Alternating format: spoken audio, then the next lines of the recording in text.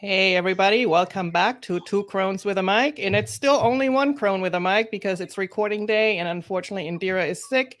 But we have a special guest with us. It's Grace Lindsay. And before I introduce her a little bit, I'm just going to say, Spirit, welcome in and help us ground ourselves. And thank you for being with us. I know Indira always does her little meditation, but she's not here. So we'll just cut it short today. And we just trust that Spirit is with us. And so we have a special guest with us today, and her name is Grace Lindsay. So, a little bit about her. Grace is an Akashic Records expert and has been working in the Akashic Records for 22 years. Wow, that's a long time. She makes a living doing private Akashic record readings, both in person and online. She's leading Akashic meditations and teaching others how to work in the Akashic records through beginning and advanced Akashic classes. And actually, Grace is my teacher. So I'm very excited to have her with us on the podcast. She was my or still is my go-to person. She taught me how to read the Akashic records in a beginning class, and then I took an advanced class with her, like a master's class. And then she actually certified me to become an Akashic Records teacher. So, guys, I've been talking about, all the things so many times on previous episodes. And here she is, the woman that taught me everything that I know today. So, Grace, welcome. Thank you so much for being on the show. I'm really excited to have you. The topic today is, do you want to say it or do you want me to spell it out? I'm open either way. All right, so it is how to become even more of who you came here to be to unleash your true potential. And I think we're talking about your soul's potential. Am I correct? Yes. Okay. Well, Grace, why don't you introduce yourself a little bit to the viewers today? Well, first of all, thanks for that great introduction. I'm excited to be here, and I'm smiling as you're talking about the classes you took for me because I've always called you my star student and taking it all the way and now just being so successful in your own right. And Oh, thank that's you. what I always want. And so Yeah, I'm yeah, thrilled to see you stepping into your own, expertise and your own authority and your own leadership. And yeah. I appreciate you saying I've taught you everything you know, but technically your soul has taught you everything you know. You're So right. You pointed me in the right direction, though, and you kind of opened my third eye, so to speak, to the possibilities, and that's really, I think yeah, that's what teachers do. They just yeah, remind you and who you really are. And a lot of my students, they say the same things to me now that I always say to you. So I feel like the patterns repeat themselves, and yeah. I'm just grateful that I had a good teacher, and now I can tell my students all the good stuff that I learned as well, and open up, their mind to their true potential. And so, Oh, but that's beautiful. yeah. You know, Bettina, as I think about it, you or what you and I went through as you went from beginning Akashic class to the mastery series to the teacher training, all that, you are a perfect kind of poster child or a microcosmic example of the topic I want to talk about today. Yeah. Because when I first started working with you and I opened your Akashic records, I could clearly see your potential, your soul's potential. I could see that higher vision or higher version of you. And I remember in the very beginning when we were talking about it, you were a bit like, who, me? Or, I don't like public speaking. I don't want to be on a stage. It's true. And you never dreamed back then that you would not only have a podcast, but just that you would be so comfortable No. Yeah. talking to the Yeah. public and in public spaces the way you are. Yeah. And so I love that you have really lived this whole thing about you were already doing great and you were being Bettina and you were already kind of being who you came here to be, but there's always more. And Yes. there's Yes. always more that we can step into in terms of our potential, but there's Mm-hmm. also always more that I think our soul wants to express through us. Yeah. And so You're right. that's Right. what we're here to talk about today, I think. Exactly. So, yeah, and the way we came about is because is I had lunch with you maybe a week or 10 days ago, and you told me about a class that you've been taking. Just, I mean, I know as readers or or light workers, we're never really done learning. And that's exactly what you did. You just went out and took a class or a course or whatever that was. But the topic was just so powerful that I feel like I need to bring this on the podcast, and I want everybody else Yeah. to know that there's more that they can learn. Or if you feel like, what's my next step? And I'm thinking, I let you explain it because obviously you know best, but I think that's what we're talking about, right? When you feel like you're on the verge of trying to find something, what's my next step? And then here you are, Grace. I feel like that's when you can fill in. Am I Yeah, correct? Okay. exactly.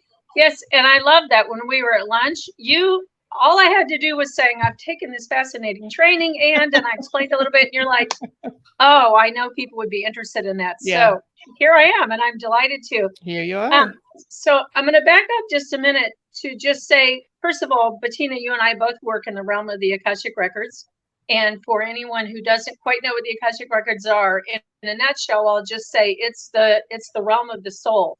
And we access the Akashic Records through a prayer because it's an energy field, basically, that is such high vibration and therefore so sensitive as an energy field that it captures every thought and word and deed of every human, every soul as we journey on this earth, as we walk through our lives on this earth. And so it becomes a record of every human's lifetime on this earth and something we can access. And you and I do it through prayer. Yes. And so what I noticed in these 22 years, as you mentioned, that I've been doing Akashic record readings, what I've noticed is that always, or almost certainly typically, when I open a person's Akashic records in that moment and in that reading, I'm really able to see so much more of who they came here to be, of their potential, of a higher version of them, if you will. And I saw that in you when we first started working together, in terms of you really just being here to be in a bigger way, take up more space, but in a public space. And so I noticed that, and certainly when people would ask me or talk to me in readings about kind of what might be holding them back, I always heard things in their records about what that might be, but it was always kind of very ad hoc in the moment. And I really wanted more of a formal structure, more of a formal process to go through about what's holding people back. And so along came this training that I took a few months ago, and it was huge training, and it's I really dove deep into it to synthesize it and make it real for me, therefore make it real for others, but especially combine it with the Akashic Records work, because it helps answer the question for me: why do smart, successful women such as myself, perhaps for some of your listeners, why do we hold ourselves back from stepping into really more of who we came here to be, when as grown women we have so much wisdom, we have so many capabilities, we do so many things exceedingly well, and yet so many of us seem to be holding ourselves back from stepping into a higher version of ourselves, certainly, but also from stepping into a higher vision that we might have for ourselves, or that our soul might be whispering and nudging us toward. And because I could see myself doing that, I was just so interested in learning more and so delighted to complete this training. So wonderful. I'm happy to kind of unpack that or unfold that more. So oh, go on. I got a question. So I know that, and I think you probably will get into this, but I know we talked briefly about all that, and you said something to me about that it mostly affects women, correct? Yes. And you also said that you had like a statistic or something, or like something, that kind of proves that that's the case. And do you know why that is? Yes. Well, I can answer it at least at a surface level, because it's a great of question. Course. Yes, of course. So, first of all, there are differences between men and women, or I should say between males and females. Sure. Anybody who's familiar with that book, Men Are From Mars, Women Are From Venus, know that there are some real differences in communication styles between men and women, or I should say between males and females, because it's grown and in childhood that is true for. And as it turns out, women or females also have very different ways, innate ways of making meaning of things. And so one thing that every human has in common is that we are what I would call meaning making machines, meaning Oh, that all of us, both as children and as an adults, our mind is constantly trying to make meaning of whatever thing just happened. And, we do that all the time without realizing that's a matter of survival. And then we make a meaning of it based on what makes the most sense to us. And then we go on from there. huh. And Yeah. as children, so often the meaning that we give something, even though children are very wise and precocious, the meaning we give is not the same meaning that we would give if we were adults, because we don't have the cognitive level of ability, but we also don't have life experience. And so what research has found is that females, and I'm talking about little girls in particular here, tend to give a meaning to, or make a meaning from anything that happened, tend to make it about themselves. Oh, Whereas yeah. males or boys tend to make it more about the situation. So an example would be if something happened, no matter what that something is, often a little girl will say, oh, it's my fault that happened. It's my fault Uh-huh. mommy and daddy are arguing, or it's my fault they're divorcing, or it's my fault, whatever, whether it's their fault or not. Mm-hmm. Whereas males or boys tend to make it more the fault either of somebody else, but often they'll make it the fault of the situation or the skill set or the lack of a skill set. And they just don't make it as much of as a personal flaw as females do. And that's Interesting. a pretty broad generalization, but the Yeah. statistic that I read, that research has found that 80% that women and girls tend to make shame-based meanings out of things 80% more often than males, which is just Wow. astounding. And That it gives so, me goosebumps. That's yeah, that's really sad. Yeah. so what it means is, first of all, that girls or females tend to make meaning about who we are versus Mm-hmm. making a meaning about an assessment of our abilities or of the situation at hand. And it also means that it often leads females to draw incorrect conclusions because they made this meaning and they made it about themselves.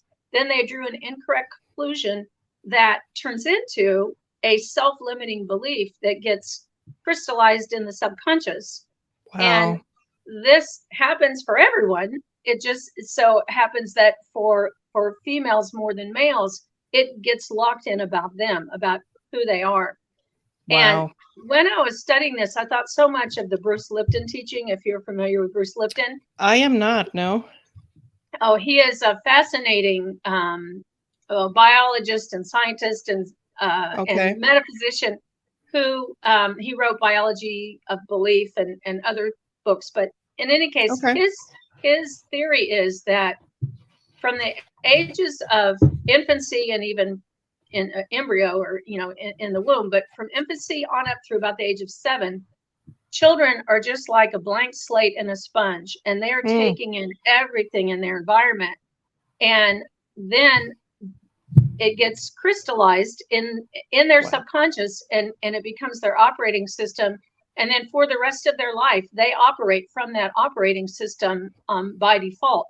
And so the only time they can rise above that operating system is to put full consciousness to shift or to change. And then as soon as they stop putting full consciousness and they get sleepy or stressed or tired or whatever, they fall back into default. And he Hmm. wrote that years ago. And when I first learned that, I'm just like, oh my gosh, as humanity, like we're doomed, because who among us, grew up Yeah. in an all positive environment with all positive messages from parents or caregivers or teachers. It doesn't Many of doesn't us happen. had, No. even if you grew up in a wonderful family, every person Yeah. has the bumps and bruises along the Of way. course. And as it relates to what I'm talking about today, when we hit up against difficult things in our childhood, whether it be a known difficult thing like a fight or an argument or somebody hits you, or whether it's more that we're feeling all that all the energy and the dynamics and the atmosphere of a home environment or a daycare environment or Mm-hmm. wherever, that we're taking that in and we're making meaning about it, and we don't realize that we're making meaning, or more importantly, we don't realize what meaning we're making about it, and that goes into the operating system.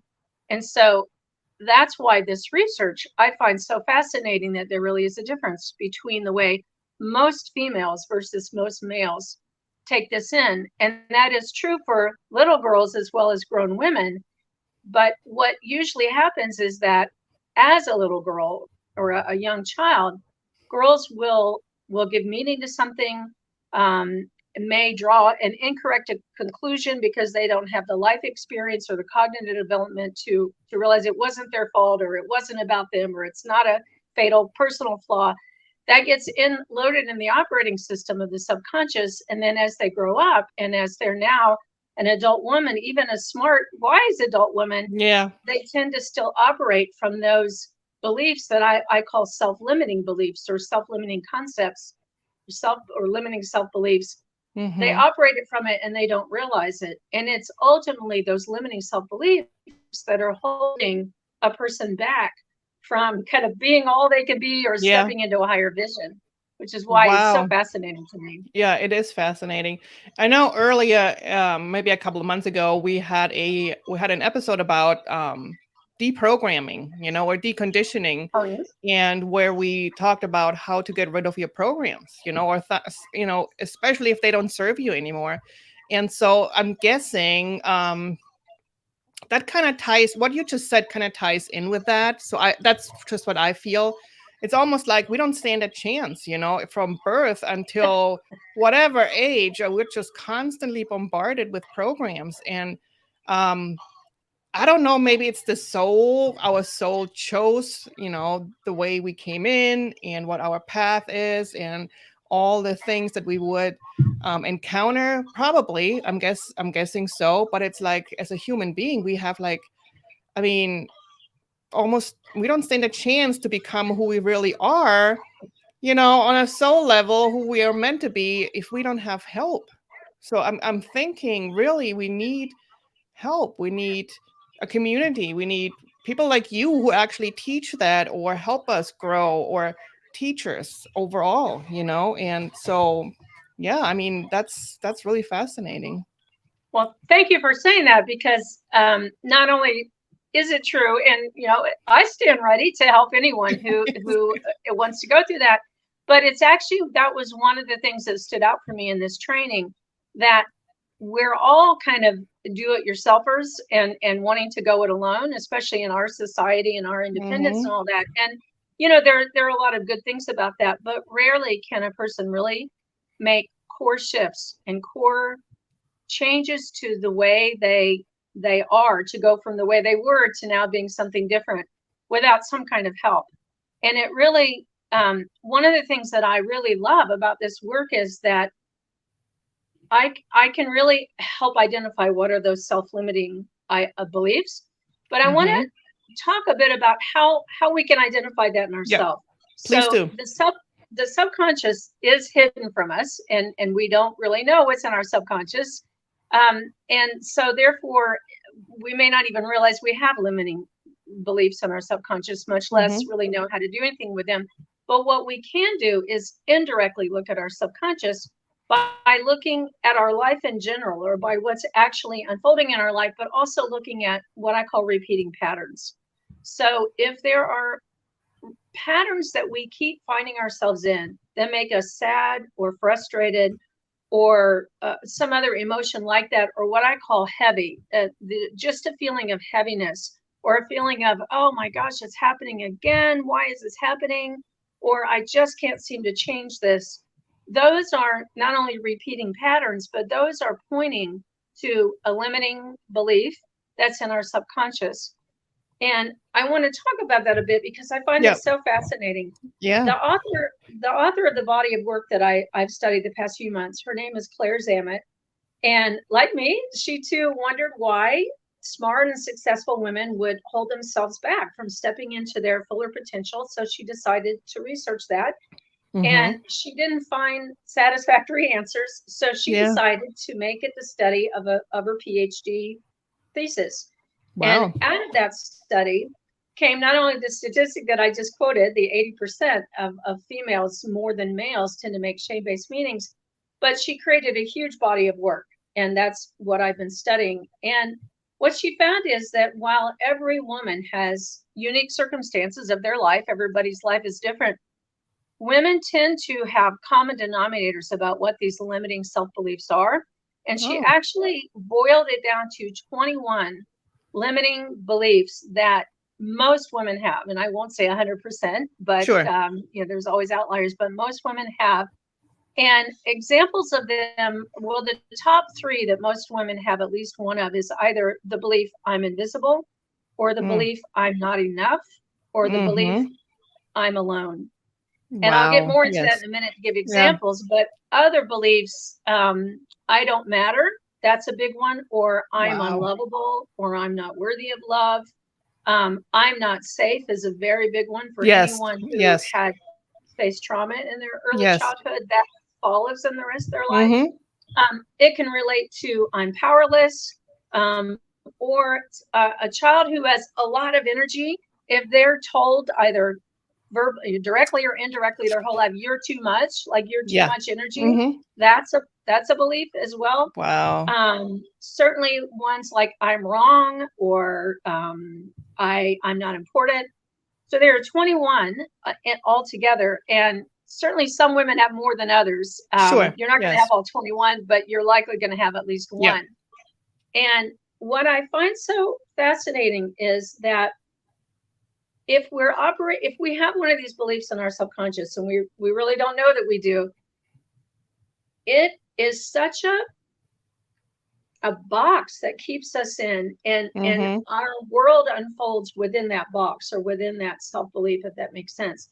So Yes. let me give an example. One of the common ones is the belief I'm alone.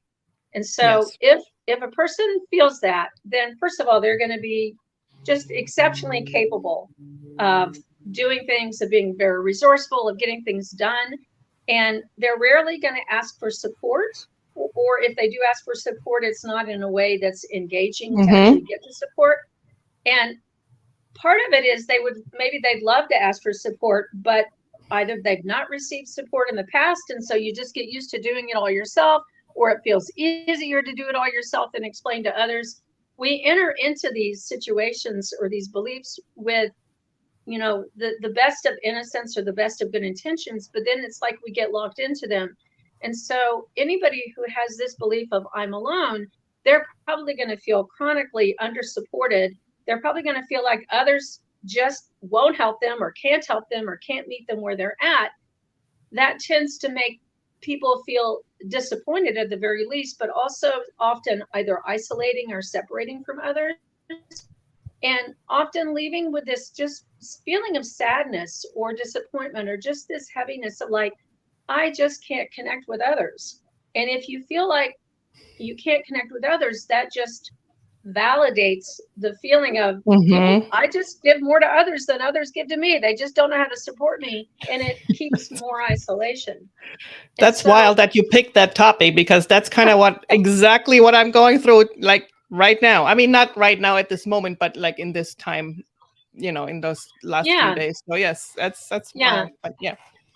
I appreciate you saying that, Bettina, first of all, because vulnerability and the willingness to be vulnerable is Yeah. actually part of the shift, but I'll get to it, Mm-hmm. or what can Yeah. help, but I'll get to Please. that in a Yes. moment. But when what I find so revealing about, especially studying all 21 beliefs that I have, is that it takes the shame totally out of it. It takes the Mm-hmm. whole, oh my gosh, I'm this way and I can't let anybody see it, to like, really? Almost every woman, most women have this, and Bettina is saying on a public, show, oh, I'm that way too. It Yeah. it it normalizes it in a healthy way, not in Yeah. an unhealthy normalizing way. And what I find fascinating about this work is that when you identify what are those limiting self beliefs in your subconscious, we really look at it from four different aspects. Like, how do you show up in the world? What are your habits, and what is your point of view when you're in that belief? How do others show up in the world to actually validate and make it all the more true for you that you feel like I'm alone or I'm not enough or whatever the belief is? Mm-hmm. And then an important part of it is, what is the deeper truth about you or your situation living within this belief? Because the part of you in the subconscious that believes that limiting belief thinks that's the truth and that's all there is. I'm alone or I'm not enough. But there's always a deeper truth. And then we talk about, and so if you want to shift from the old to the new, how do you do that? Not only Hmm. are there baby steps or micro shifts, but are there new skills that need to be grown or new things to be tried out? So, what's the deeper truth of someone who feels like they're all alone? Well, the deeper truth is that you were not born to be alone. You came here to love and to be loved. You have that right, and you have the power to create deep and meaningful connections with others.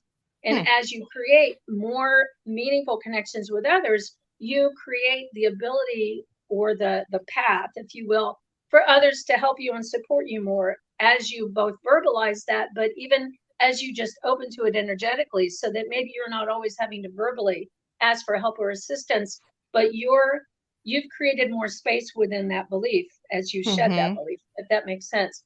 It does. So I want to give an example. I just mentioned Claire, the author of this body of work. She wanted to find her soulmate, and she was all alone, and she was already in her 30s, I think, and um, just hadn't been able to meet a nice guy in the normal ways, online dating or all the other Mm-hmm. things. And so as she was doing this work, she realized, oh, one of my self-limiting self-beliefs is I'm alone. And AKA, or otherwise known as I'm on my own, is Yeah. another part of that. So Claire asked herself, what could she do from the inside out to start shifting this belief? So the first thing she did, especially as it relates to wanting to attract a soulmate, was she did some basic feng shui things in her apartment where she lived alone. Feng shui meaning Okay. changing the energy. Yeah. So Yeah. created room in her closet for somebody else to hang clothes, made sure that somebody else had an entrance and access to the bed. You know, the bed was pulled away from the wall. There was a light and a nightstand next to it, so that she was really making room in her home for two people. But even more importantly, because that's nice, but that's kind of surface level, Mm-hmm. she also she whenever she went into the office, which she shared with other people, she had her own office in an office suite. She would always just eat her lunch or whatever at her own desk, and she made a real effort to start interacting with people more, with her colleagues. She would always eat her lunch in the break room, and she would initiate conversations. So she was just Wow. trying to get herself out of her own shell and start creating more meaningful, deeper connections.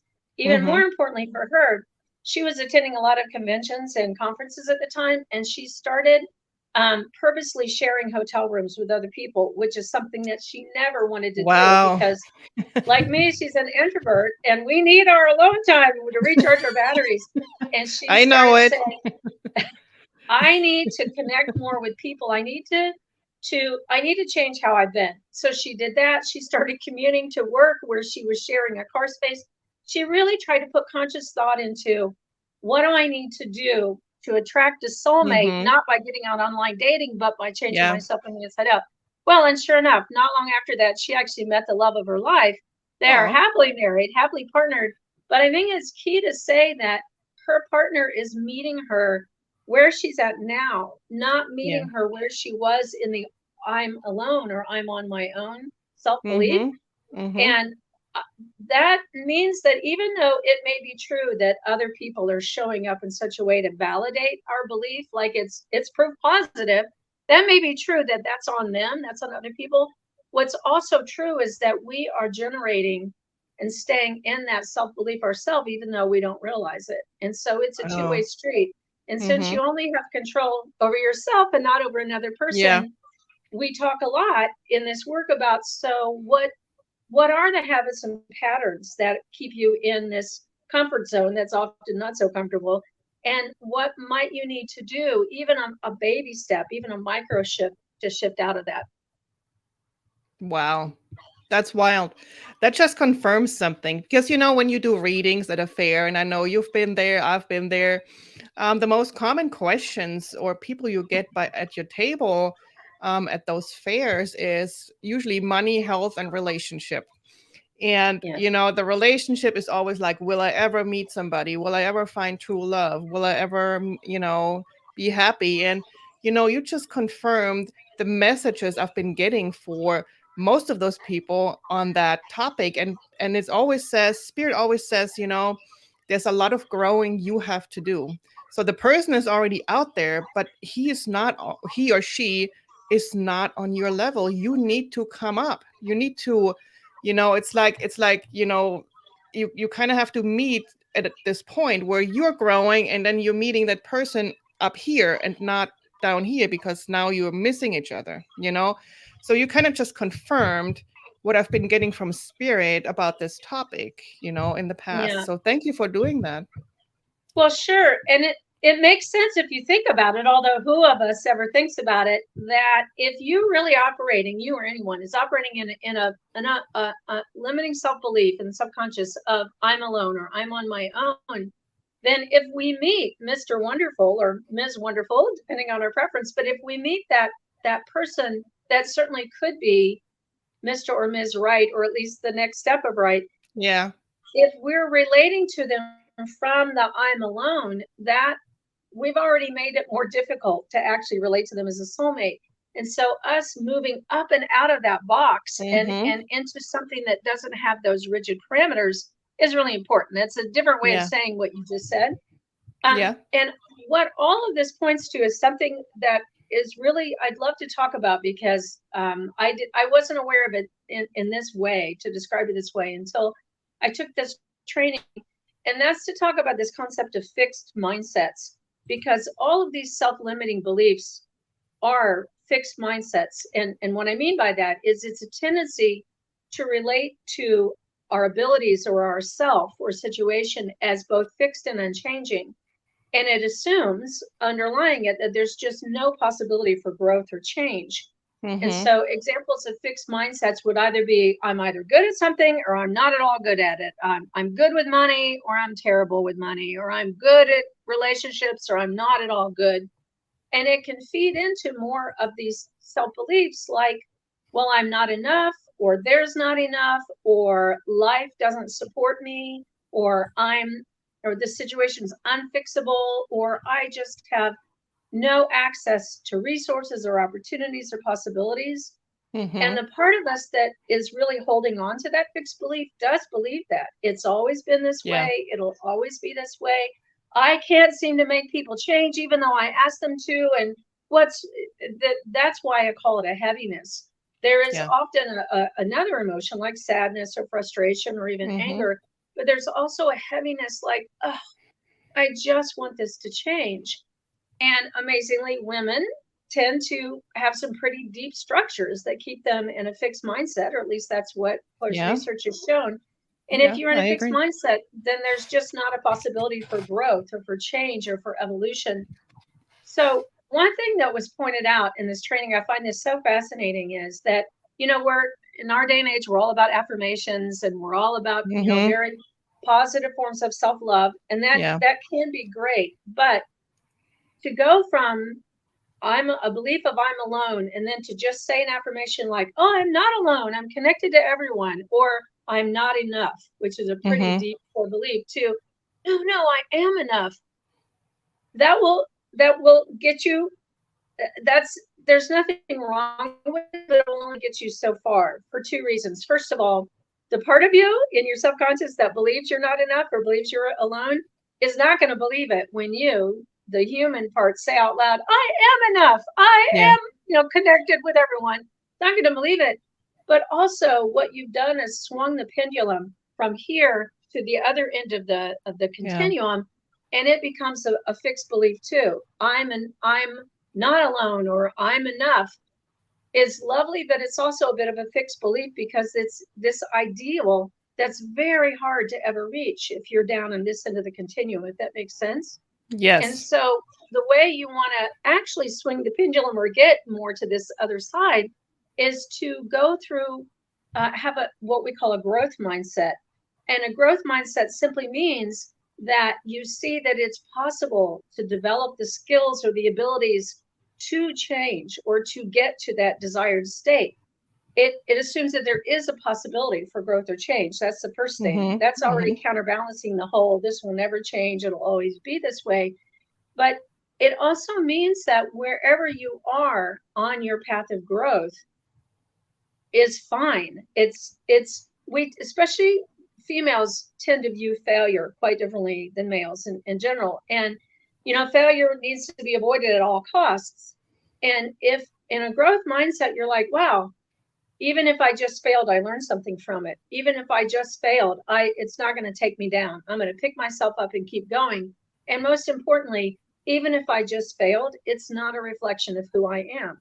It means I didn't have the skills or the experience or whatever I needed in this moment to make that a success, or at least not a failure.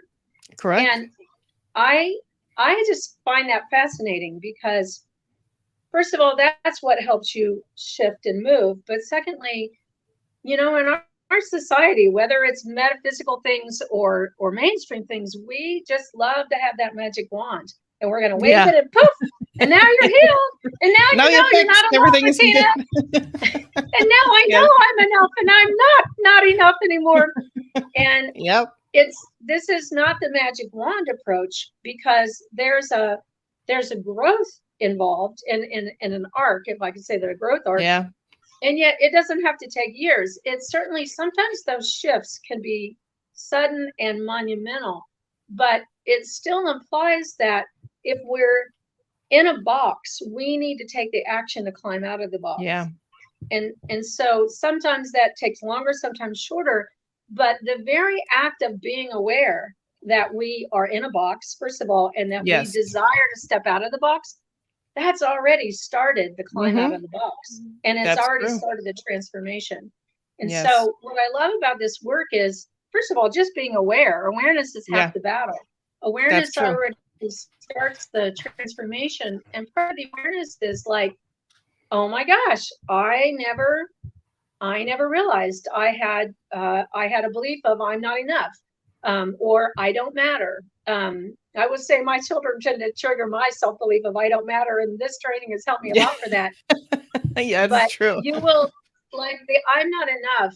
So many little girls tried so hard to fix a situation, whether that was between mommy and daddy or for a sibling or in school. And if all their efforts to fix it in whatever way they tried, through love, through energetics, through intention, through whatever, that didn't work, that alone, for some girls, they can take in a belief of I'm not enough. Now add to that a disapproving parent or a disapproving teacher or a bullying sibling or a bully at school who just feeds that whole thing of I'm not enough. Then when you grow up into a very wise and smart and capable woman, often that a woman who is in that self-belief will find that they're just giving and giving and giving and not receiving. And that is super frustrating, because it's not like we want to give so much. We would love to receive, but it's not happening. And that is, I could go more into that, but that is the sign of this self-belief of I'm not enough. And so the antidote to that is not just a fairy wand, but it is, first of all, putting ourselves in the equation, giving ourselves to ourselves as well as to others. But it's also stepping back to see how we actually operate in any given situation where we're giving, so that we can watch ourselves and see where is the healthy boundary of giving versus stepping over that boundary and overgiving. So anyway, it's, it's not therapy, and I'm not trying to psychoanalyze, but to me it's fascinating because all of us do this, Yes. And just to say it real quickly, we're not anti-men, okay? But amen. I'm sure men, amen. I'm sure a lot of men feel the same, and they have experienced maybe the same things as a young boy, but we're just talking about mostly females on this episode, because as far as the statistic goes, it's just been proven that females do it more than males do, correct? Thank you for saying that. First of all, yes, it's true, and I would never mean to bash men. No. Part of why I say this is because this work, not only wrote a PhD thesis, but she ultimately started a whole school in a body of work that is called women-centered coaching, because of all the statistics she came up with. That's to your point. And I would say that there's probably a body of work either out there or that could be done that shows how different males are, because males get very different messaging from early on than females. And it's unhealthy, or it can be unhealthy in both Yeah. camps. So, Yeah. So yeah, we just wanted yeah, to have I, that I chat real haven't quick. studied the male part. I'm only studying Yeah, the female, no. but it's a good point. Yes. But yeah, So that goes I along wanted, with, I'm sorry, go just on. real quick. Just Yeah, wanting to throw this in that, yeah, um women are always meant, not meant. See, that's another programming, but I feel like it is expected of women to be nurturing and always give, give, give. But it's almost looked upon, or we're being criticized if we want to receive as well, because based on the programming of society, we're really not supposed to, So, but but I feel like that's really wrong. It's another programming. So it's time to step out of that. that's a good point. And certainly my would never be stop giving or stop Yeah. caring or Yeah. stop being collaborative or any of that, because Mm-hmm. that's who we are. It Yeah. is to be aware enough of who you are and how you are in the situation to see, oh, there is a boundary of where I'm giving because I can, and now I'm over giving even though I still can. And I Yeah. think that is part of what women so often struggle with. I'm doing it because I can, as well as because the situation calls for it. There's nobody else giving right now, or nobody else can give to my children the way I can. Yeah, Or that's true. and Mm-hmm. this is as true in the workplace. And Mm-hmm. having worked in corporate America for my career, I can see so many ways that a very capable female will overgive in the workplace. It's not just in the family and in the Mm-hmm. home or the Mm-hmm. personal environment. Yeah. And sometimes, especially if you're an independent contributor and you have nobody to delegate to, Mm-hmm. sometimes you really do have to give a lot. Yeah. It's more to be aware of the dynamics so that you can at least define for yourself where is a healthy boundary. And then if you step over that boundary, as sometimes you will, you at least know in your mind, oh, I'm stepping over it. And I am Mm-hmm. this time because I need to, but I'm going to be aware of it because I want it to be conscious and not unconscious, Yeah. if Correct. that makes sense. Yes. Yes. So I'll give a couple of examples of what saying a growth mindset, or like if Okay. we wanted to Mm-hmm. say an affirmation, what would a growth mindset affirmation be? Well, it Mm-hmm. would be, I'm a powerful creator and I can learn new things. Or Whoa. I believe in the value of my gifts and talents. They're worth investing in and developing. Or challenges are normal and part of the process of becoming better, and I'm learning. Or I love this one. I have so much value to contribute right now, even though I'm still evolving to my own next Yes. level. That's a big Um, one. and the one that is like a mantra for the player who developed this training is, I give myself and others permission to be brilliant and imperfect at the same Mm-hmm. time. That's a good Which, one for me. yeah, That's one something other I need thing to that learn. one other thing Claire said a lot that I really took to heart is that she would always say, what in whatever situation, take your own self concept or your own self confidence or self esteem, take it out of the equation. And she is directly addressing that whole tendency that females have to make it, it's my fault, and or it's about me, it's about Mm-hmm. who I am. And so no matter what the mistake, no matter how grave it was, what you do is first of all say to yourself, well, I'm taking my own self-confidence or my own belief in myself, my self-esteem, out of that equation, and now I'm going to look at what happened, and I'm going to look at the situation and the skill sets and the factors, but I'm not going to look at how I what it was my fatal flaw or my personality flaw that caused that in a way that I would detract from myself. Does that make sense? Yes, it does. One of the talking points you just mentioned was, I have so much value right now, even though I'm still evolving. You have no idea how many people I meet who feel like they need to be perfect before they can move on. And I always Exactly. tell them, you do not have to be perfect. Just start going. And so So that's a big true. one. Yeah. And when you think about, I know you had human design as one of your subjects on one of Hmm. your other podcasts, which was fascinating.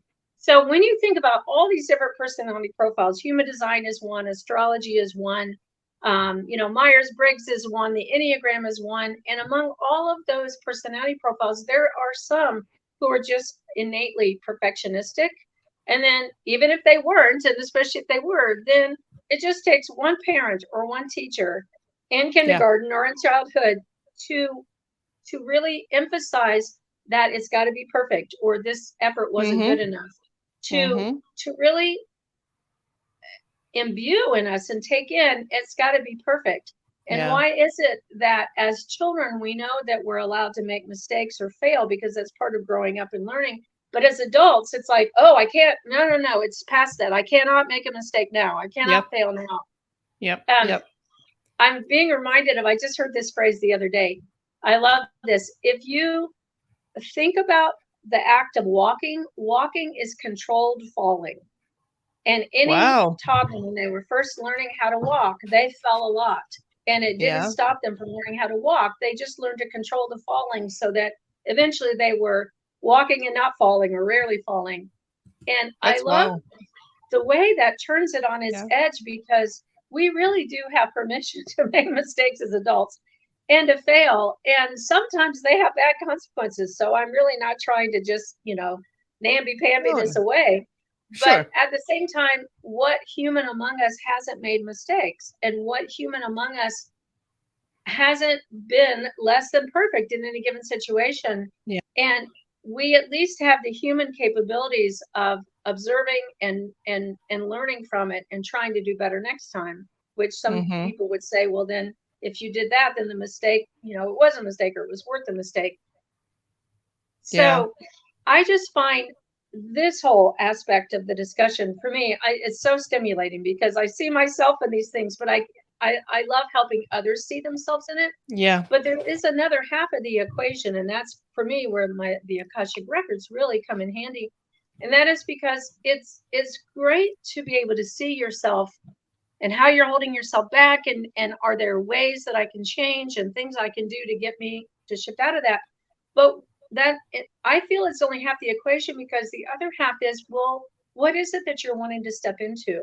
And Mm-hmm. so when That's I correct. work with people, I always love to ask them, first of all, what is, from your human perspective, your human conscious mind perspective, the part that's living this life on this earth, what do you yearn for? What would Mm-hmm. you just really love to be in that state if you had all the resources to do that?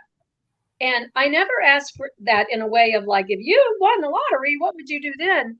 Because I I like to ask it for, what do you yearn for? Because that's coming more from the soul. Correct. And so and so it's usually not some big outer project like, I'd love to build an orphanage in Africa, for feed starving children or whatever. It can be that, but Yeah. very often it's a much more inner thing. I want to feel loved. I want Mm-hmm. to feel so seen and heard and understood. And so, first of all, I like to ask from the human perspective, but then I open the Akashic records and ask, what does the soul want to express through this human consciousness, through this body, in this lifetime? And then we take those two aspects, the human and the soul perspective, and then we not only see how that relates to each other, but spend time really imagining, what if you were actually doing that? What if you were living a life where you have met your soulmate and you're so happy and he supports you or she supports you in all these kinds of unexpected, delightful little ways? Like, we really try that on for size to really see the possibility of us living that way. Or if your children called you every single Sunday just to see how you're doing, whether versus only once Yeah. a year on Mother's Day, Yeah.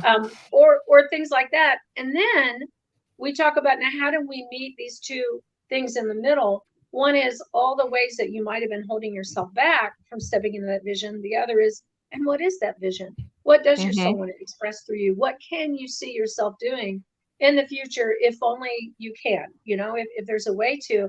And then we meet that in the middle to see, okay, so how can we start stepping into that? Or how can you start stepping into that and not holding yourself back? It's like you're taking your hand off of the handbrake, or the emergency brake, Mm-hmm. so Mm-hmm. that you can actually start moving forward with more of who you are, meaning your soul, your superconscious, and also that subconscious, as well as the conscious mind in the middle.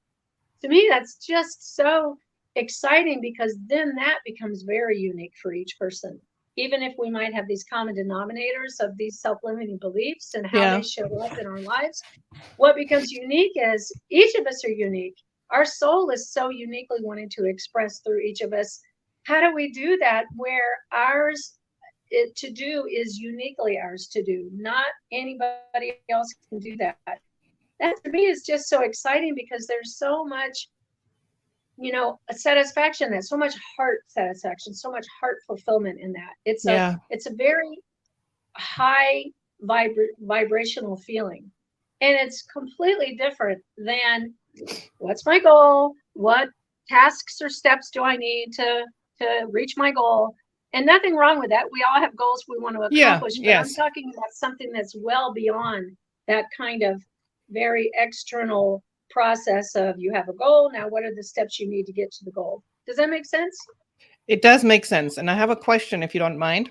No, of course. So you kind of got into that a little bit, but I was going to ask you. So you had this training, and you've obviously been an expert in doing Akashic record readings before. So how are your readings different now than they were before? So do you incorporate the training into your readings, or is it like an add-on, or do people have to ask you about it to get this different reading, if that makes sense, what I'm trying to say? Or Oh, it makes total sense. I love the question too. So here's how I want to answer it. uh-huh. It is definitely playing itself more into my readings. And I wanted this training to bring into my Akashic record readings. And often it just shows up organically. And I'll be like, oh my gosh, this is exactly like what I studied. So it's not like I'm asking questions. Sometimes I do, but it's that it's coming into my reading. But in a very important aspect to me that I really wanted was I wanted to bring my readings or my Akashic work into this work, meaning that it's not just all under the category of now let me open your records and for the next hour we're going to talk about whatever. I wanted to be able to talk with people about what are your repeating patterns and what are your all the things we've talked about self-limiting beliefs, and then use the wisdom of the Akashic records certainly to shine a spotlight on things like the vision. What does your soul want to express through you? Let's ask what your soul's perspective is on what are your limiting beliefs. And so we do it in a spotlighted way as opposed to just let's just open the records and ask anything. And what I find is that I think it makes the readings more powerful both ways, whether it's brought into the reading or the Akashic records are brought into these kind of discussions. And I will never forget that I had just started studying this work a few months ago, and I had an Akashic record reading. And the way that reading unfolded from the moment the person started talking and telling me why she was seeing me and what her problem was and the frustration, and till we got to the end of the reading, and there was really a lot of beautiful resolution. And I don't just mean like, now go do this resolution. It was like she felt so much better. She felt so much more uplifted because she rose to a higher vibration through Yeah. everything we talked about. To me, the whole time I was just in awe saying, oh my gosh, this is exactly what I've been studying. It's like every step of that process, and it was showing up organically. And it really confirmed for me, I want to do more of this. And Mm-hmm. so at the very least, and although it's not small, when I'm in a reading now, when I hear people say things, it just my radar, my antenna picks it up in Yeah. a different Yeah. way. And so now I have much more of a structure to know the next question to ask or a comment to make about that, because I'm just much better informed about this bigger picture. And so I'd like to think the Akashic record readings are stronger, more on point even than they were before. But as I said, I also just love bringing the wisdom and the higher vibration of the readings into this kind of work so that it's not just all kind of analysis based, if that makes sense, but Yeah. there really is Yes. a much Yes. higher vibration and with that wisdom and guidance that comes in with it. Wow. That's really cool. So, well, if somebody would like to have a reading with you, or maybe even go through that process, they can always they can contact you. Akashicgrace.com is your website, correct? Correct. Okay. akashicgrace.com. There's certainly more information on the website about this whole process as well as Akashic record readings, and you can also contact me through the website, but you're also welcome to drop an email to my email, which is info@akashicgrace.com, which is AKASHIC Grace, GRACE.com. Yeah, and I would love to hear from anyone. But in the meantime, so to speak, I would just say that if you if this topic intrigues you as you're listening to this podcast today, there are a couple things that you can do yourself, even if you never contact Bettina or never contact me. First is to become aware of your thoughts and notice what I've called fixed mindset thinking. Step back enough from your thoughts that you're not so fused with them in the moment, so identified with them in the moment, that you actually are aware when a thought comes through that is one of these fixed mindset thinkings of, it'll never change, it's always been this way, I'll never be able to fix this or improve it. That's the first thing. That's really powerful. And then the second thing is to ask yourself, are there repeating patterns in my life that cause me to feel ongoing frustration or sadness or heaviness? And it's especially the kinds of patterns that seem like they're just never going to change, and you wonder if they ever will. Because if awareness is half the battle, then just becoming aware of your fixed mindset thoughts or these repeating patterns is already significant in and of itself. And it also means that the transformation is already underway, and you can go as slow or as fast as that as you want. And you can certainly do it on your own. Journaling is a helpful way to do that. Having an Akashic record reading with Bettina or myself, or I stand ready to help you with really identifying these beliefs, these, what's underlying, what's in your subconscious, if you'd like. And it's my passion as well as my privilege to help people with that. I really can tell it's your passion, not just because you said it, but also because I know you. I've known you for a long time, or what I feel is a long time.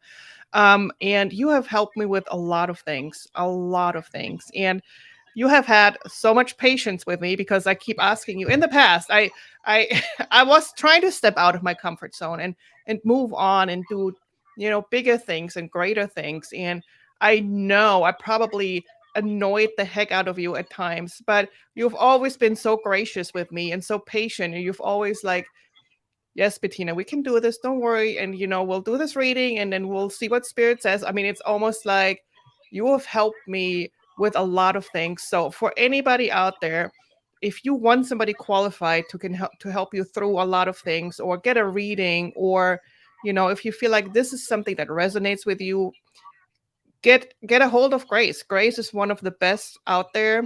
You will not be disappointed. I have had experience with her. She has helped me through so many things.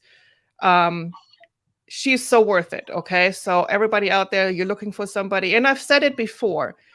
That's so everybody starts somewhere. Okay. And if you feel like it doesn't matter where you're at in your learning experience or in your growth, your spiritual growth, you need help. If you need help, there are people out there that are willing to help you.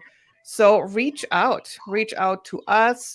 Our email, I hope. It's twocroneswithamic@gmail.com. If we can't help you, we know somebody who can. And then here's Grace. info@akashicgrace.com is her email, and akashicgrace.com is her website. So reach out. She is really good, and she can do a lot of, she has the magic wand. Let me put it that way. Well, we all have the magic wand, and your phrase is very kind. I appreciate that, Bettina. I'm smiling as I'm hearing you talk, because I won't share any of the details of what you and I have covered in countless Akashic record readings, but you know that there was a leadership figure who showed up every single time that I open your records. Yes. And I always felt like this leadership figure, who was a historical figure, but it was very relevant to Bettina. Yeah. Always the message is, just as he was a great leader, you are a great leader, Bettina. And it just makes me smile to think, wow, the first time I said that to you years ago, it was literally like, who, me? No, I'm happy being just kind of anonymous. And now you're not only a podcaster, and I love your title, Two Crones with a Mic, but when we met for lunch recently, you said, now I just can't shut up. I just keep talking, which just cracks me up. And that too is part of the perfection Yeah. of you being in your own evolutionary, your own walk in life, but your own Yeah. evolutionary Yeah. path. It was perfect years ago when you were quite happy being kind of anonymous and behind the scenes, because that's was perfect for that stage of life. That's perfect where you are now, and it's perfect for you to step even more into that great leader that you are. Not Oh, just that thank you you so much. will be, but that you are. And I pass it all on. So everything I learn, I pass it on to who comes next. So, and I think that's an important thing we all should consider. You know, the knowledge we get from somebody who has more experience than us, I pass it on. And for everybody out there, if you have something that is of value, okay, pass it on. It doesn't have to be perfect. We just talked about this a little while ago. Start where you're not, where you're at right now, and pass it on, or yeah, keep going. It doesn't. It'll all be good.